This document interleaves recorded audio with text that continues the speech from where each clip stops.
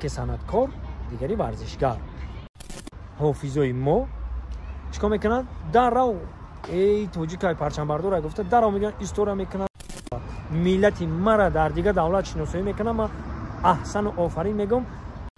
در دری بای دری یک رنگ مدرن دیگری تمیزنین هر دیش یک خیل حرامه. تاجیکستان میگم. پاکستان؟ افغانستان؟ هندوستان؟ میگم نه تاجیکستان. السلام علیکم و رحمت الله و برکاته. شام بخیر دوستان عزیز، برادرای قدردان. تکرار به تکرار روزی همت بخیر و شادی میگم.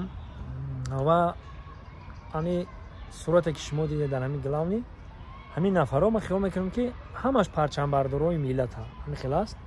همه مقصد مهنت میکنن، کار میکنن. یک تاش در سوحه صنعت، یک تاش در سوحه مقصد ورزش، یک نفر دیگر در سوحه فلک. اگه صنعت چندین شاخه ها داره. پرچم بردار همون نفری است، معرفگری وطن همون نفری است که یکی صنعتکار دیگری ورزشگر. این ورزش و صنعت ارزش بگیم که اومختن مقصد همه معرفی میکنن ملت ها یا که دولت معرفی میکنن. نه تو زیرا بگن که پرزیدنت هندوستان که من نمیدونم، نه که شاروخ هم میگن همون میدونیم، یا که جیمی بگن همون میدونیم. ما با صنعتکاران ما خلاص در میشناسیم، یا که اینا ورزشگرا را در میشناسیم. همه دنیا همه ملت کی معرفی میکنه؟ یکی صنعتکار دیگری ورزشگر. برای همین ما باید صنعتکار و ورزشگر همه وقت چیکار کنیم؟ با پیش بگیم که تاجیکستان عزیز ما معرفی کنن، یعنی پرچم ما را بردارن. من یکم چی گفتنی است، من همچون یک هنرمند همین را فقط میگم که ما بسیار صنعتکارا را میبینیم، بسیار حافظا را میبینیم که ورزشگرا را، چی فوتبالیست باشه، چی مقصد بای بیسپرال چی باشه، چی بوکسور باشه، چی و دیگه‌اش هم بدونن که در بای بیسپرال هست، در رو استوری میکنن. چند سال پیش ما یک هنرمند همین گپا را میشنوم، در خودم میگیرم، با اینا پیشکش شما میکنم.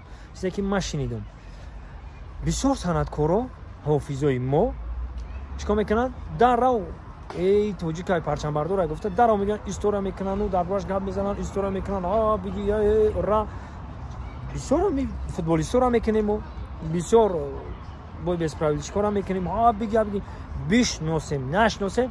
من 95% نمیشناسم، نمیدونم کیان. به خدا قسم 95% نه ورزشگرا رو من نمیدونم کیان ایگی جان. بعد میگن ما که این فلان جوه تو زیرا بپرسم نمیدونم نام یخش نمیدونم کیه. لیکن که پرچم مرا میبرداره، ملت مرا در دیگه دولت شناسایی میکنه. من احسن و آفرین میگم، استوریش میکنم. این برادر موندینا یک حافظ فاروق اصلا یکم جوره گرفت، یکم ورزشگر ندیدم که استوری کرده باشه. من که بسیار صنعتکارا رو میبینم، بسیار حافظا رو میبینم که و هم در هوا سخت چون وتیدگی ان و هم میگن که هم تاجیکستان یک تایم و همه عمرش ختم که حافظ میگم که عمرش ختم که میبره میره و او اما هوا سختش ختم و میتونه که استوری نکنه.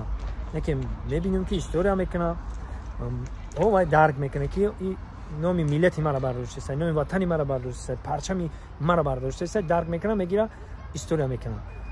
ما چندین ورزشگرا را استوری کردیم، استوری هم بچه کرد، یک گام تاش قبول نکردن، نموندن. این چی را نشون میده؟ من نمیدونم چی را نشون میده که بیام رنگ شما که پرچم بردارن. ما چی ورزشگر باشه، چی نم که حافظ باشه. شما برای ورزشگرا د امینوی گپم ورزشگرا شما برای این قبول نمیکنید که حافظن کارو چی گناه هایان خیر ایرا بفهمیم بگیرین که چی حافظ باشه، چی هم در دری بای دری یک رنگ مدرن دیگری تمیزنین هر دیش یک خیل حرامه.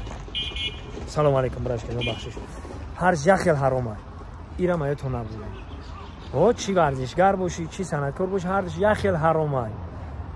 ایتا بدیدی پس نگاه نکنین حافظا را. مقصد که ما اهمیت میتونیم خیلی چیزا را برای همین قرصه گایده طرفای برادرای عزیز حرمت کنین دیگریتونا.